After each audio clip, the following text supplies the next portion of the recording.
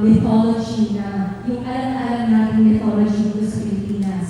How did you build and carry on with your character, keeping in mind na kailangan, lalo na mapapanood to globally kasi it's on Netflix, na pag nakita ko ng mga tao, undeniably Filipino to, paano siya portray?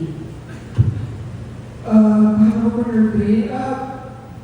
Usually naman, the usual kung paano ako mag-go about in a character, babasahin ko yung script and everything, tapos the transformation will begin kapag nabasa ko yung script, naiintindihan ko na kung sino yung tao, tapos sinulungan na ako nila direct para dun sa physical, dun sa mga tattoos, yung Kalinga Warriors, and malaking bagay kasi as an actor, kapag nakuha mo na yung emotions, physically doon makikita yung pagkakaiba, so natulungan ako nila director. So yun yung ginawa ko transformation para dun sa role.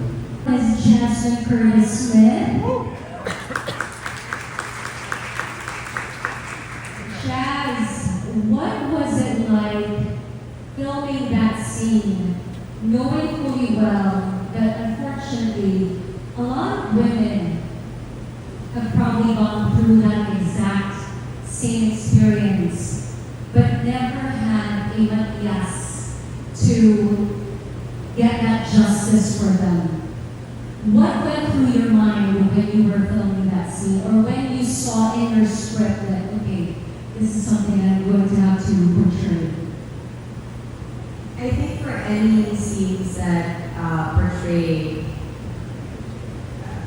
let's call it what it is, rape, or being taken advantage of, it's very difficult to, I guess, swallow the fact that it does happen. It's a reality for many women.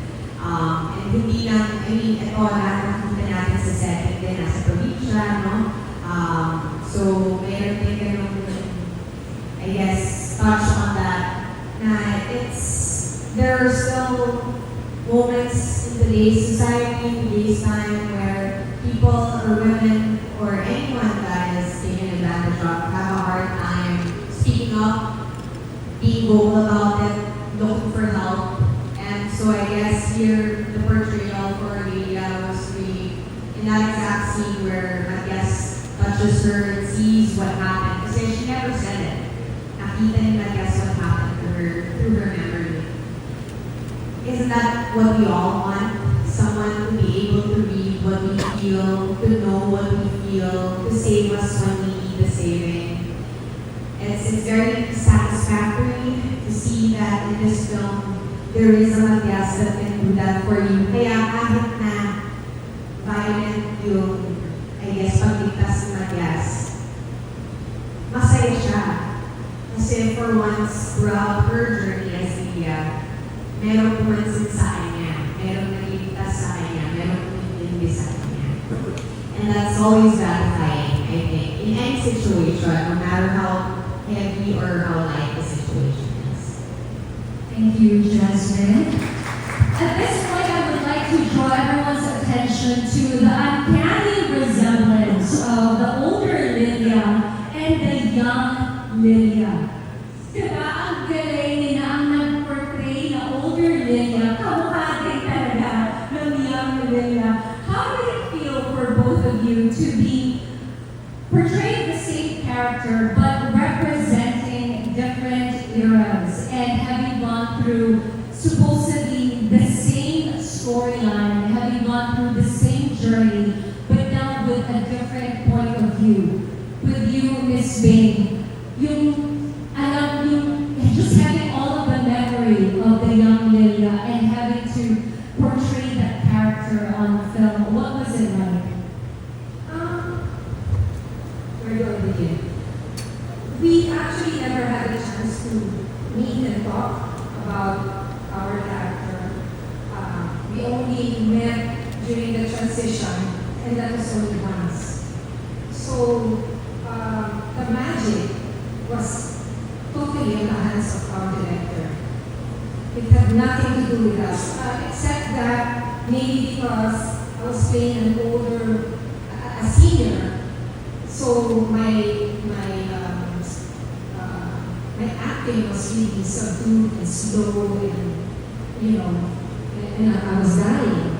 So you really can't see if our nuances are the same. Thank you. What about for you, Jazz? While you were portraying any of those scenes, did you ever have to think about or worry about having to make sure that you stay within the character that Miss Lilia or the senior Lilia will be able to sort of showcase, or talaga you stay focused on the script and what was needed of you with that script? I think at first I was very worried because obviously she is one person, but then you realize, no, as a person you grow up, you change, you evolve, and you become. It's inevitable to change also how fast you talk, you know, how abrupt you are with your reactions, how naive you can come across. But I think I was really focused on just portraying each era of the young Lilia and making sure that naiba yung Lilia na nakita nyo doon sa makikita nyo. And a little bit later on with Matias and Lilia, and then even boses dito sa eksena. Pamilitan ko ng konti para, ano ba yung show mo? May konting matinis pa rin kasi voice also changes, right? So, those are the things that I guess I was a bit more conscious about. Para then ako, if I go from a 16-year-old Lilia to a 25-year-old, there is still a shift and a difference in character.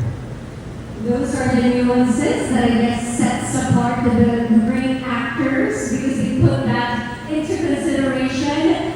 Carlo, aka Matias, you are playing a mythological creature who has extraordinary powers. I mean, gaya ng sinabi ni Jazz, hinawakan lang yung mukha niya, alam mo na kagad kung ano yung nangyari sa kanya. And then, you put justice, you decided to take justice into your own hands to protect the one that you love. And all throughout we already saw the scene where na-exposed na sa araw, and that burst of emotion that you had to display. What was it like playing that kind of a character na malakas, kakaiba, at talagang legendary? Parang kasi wala siyang preparation for that kind of role, di ba? Kasi yung centuries ka na nabuhay, yung memories na naamas mo, hindi ko may imagine as an actor. So, lahat ng preparation, siguro yung mga naranasan ko, yung mga losses ko sa buhay, yung mga nangyari sa buhay ko, pinagsama-sama ko, tapos pinultiply ko 10 times. Oo, ganun. Parang minamplify ko kasi sabi nga nila, ganun ang mga vampires. They feel immensely, magnify. So dapat mas ramdam mo lahat ng nararamdaman nila without showing physically. Diba? So, dapat ma-feel mo at ma-feel mo audience na ito yung nararamdaman mo. Yun yung isa sa mga pinakamahirap na ginawa ko for my guests. I'm pretty sure this is crossing the minds of some of our guests here. How do actors like yourselves, especially when you bring in a character that requires you to dig up all of your past traumas and multiply it tenfold just so you're able to really portray a character to its core? How do you decompress or leave that kind of a character behind, Carlo? And then we'll ask you, Jazz and Miss Bing. Simulan natin kay Carlo. Kaya sinabi mo, past mo yan. You never really get to let go of something as personal yan. Lahat na characters mo, diba? When you put something, a part of you sa bawat character, so minahal mo yan. So paano ka nakakaalis? Therapy? Siguro with the help of your mga pamilya mo, your friends, and Yeah, going back to your normal sleeping, your routine. Kasi once you're in a project, hindi naman lahat may method, pero kasi once you inject a little bit of your personality, or I guess a little, whatever part of you, whether it's a memory, personality, habits, hobbies, whatever it is,